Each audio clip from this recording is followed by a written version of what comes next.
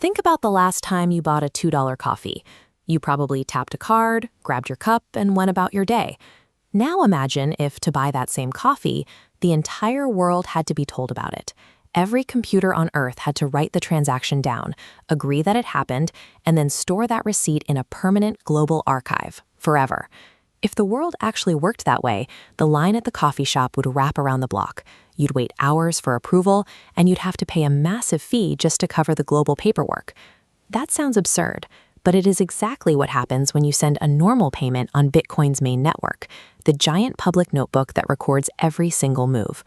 A global notebook is brilliant for securing life-changing amounts of wealth, but it is the wrong tool for a 3-minute caffeine fix. Think of that main Bitcoin network as a global courthouse. It's an ultra-secure, permanent record that no single boss or bank can erase. This shows the courthouse's strengths and its limits. On the left, it's perfect for settling the purchase of a house. But on the right, trying to force a coffee payment through those same massive gears creates a bottleneck.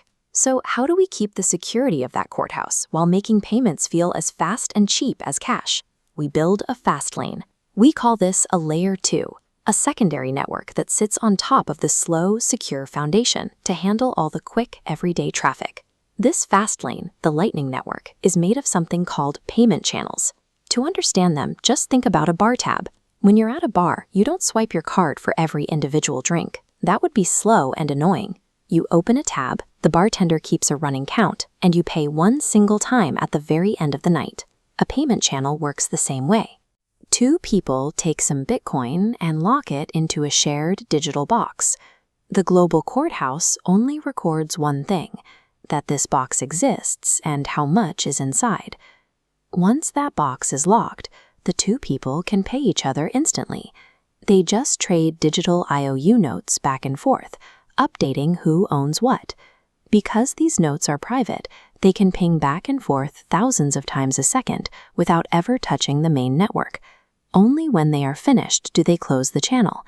They send the final totals to the main network, the box unlocks, and everyone walks away with their correct share.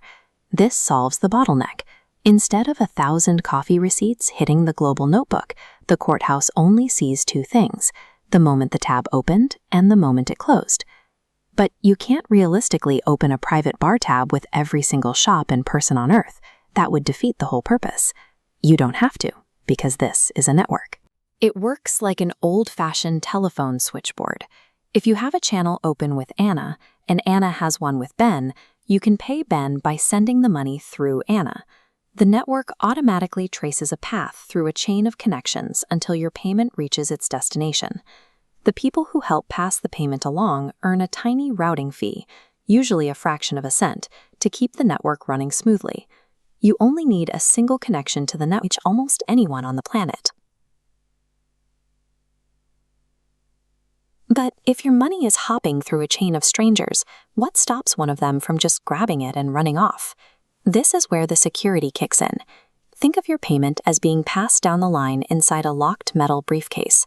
This briefcase is digitally locked, and only the person at the very end of the line has the secret key to open it. No one in the middle can see what's inside or take a single cent. When the final person unlocks their end to claim the money, that act automatically triggers the rest of the chain. The secret key ripples back to the start, making sure every middleman gets their fee and the sender gets their proof of payment, all in a fraction of a second. It is all or nothing. If the briefcase doesn't reach the end, the lock never clicks, and the money simply reverts back to the sender. It can't get lost, and it can't be stolen. Digital clockwork completely replaces the need for trust.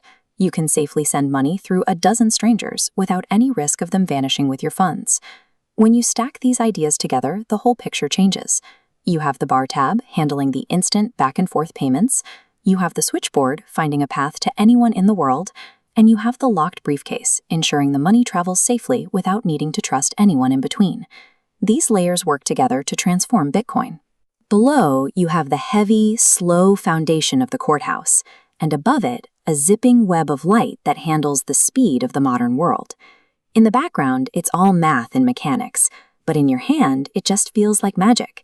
It means payments that settle in about a second, with fees so small they are practically invisible. This makes things possible that weren't possible before. You can tip a live creator a few cents midstream, or pay literal pennies to read a single article without ever needing a subscription. You don't see the routing or the locked boxes. You just scan a code, see the green check mark, and you're done. The main layer keeps the money safe, while this second layer makes it fast. This is Bitcoin, finally made quick enough for a coffee.